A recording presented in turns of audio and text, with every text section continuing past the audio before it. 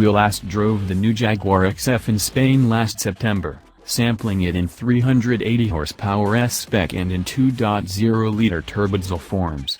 We found both versions to provide a supple ride, despite some body roll, and loved the supercharged model's ample thrust from any engine speed. The ZF provided 8-speed automatic was also applauded for its competence, making the sport paddles an unnecessary formality.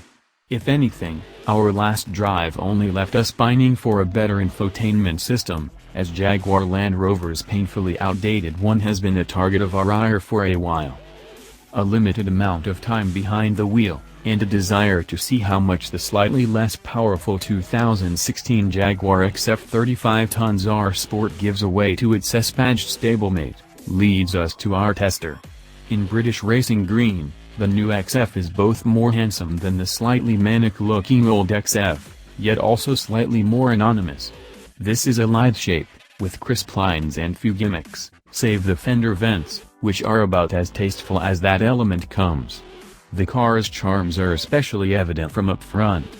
Despite a distracting cut line, the hood is tastefully built up in 2 steps, a sharp rise from the headlight, fender area, and in the middle a tasteful power bulge. The overall effect is one of thoughtful, purposeful design. After all, this is Ian Callum's work, rather than taking a corporate-mandated design language and scaling it up or down to suit the hard points. Inside, this XF is a mixed bag. Let's start with the positives. Despite being shot in a rather boring black hide, the front seats are wonderfully comfortable and supportive without aggressive bolstering. The cabin would really wake up with a more interesting leather, like the brown that Jaguar calls brogue, covering the seats and door panels. Whatever you think of the rotary shift selector, the knurling on its diameter and the solidity of its action conveys the sense of craftsmanship you'd expect from a British luxury car. Some other controls, such as the cheap-looking and feeling control stalks sprouting from the otherwise wonderful steering wheel, do not. And that takes us to the infotainment system. This XF does away with Jaguar's old, much maligned user interface, which was blocky and bulky in equal measures.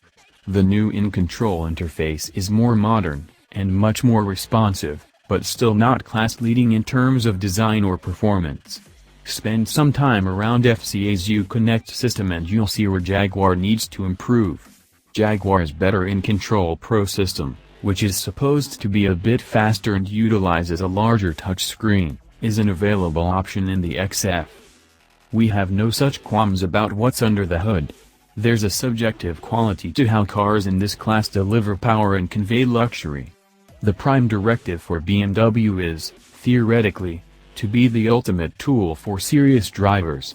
That leads to a bit of stiffness. The driver has to push through some resistance to deliberately bring out the excitement. For Mercedes-Benz, it's now to punch far above its weight in terms of perceived luxury. The deep well of easy to unleash power is a nice bonus, but not really the focus of the non-AMG cars. For Jaguar, it's a variation on an old theme: grace, space, and pace. Partially, it does this with a good old-fashioned British projection of power. If tacking a Roots-type supercharger onto a Bentley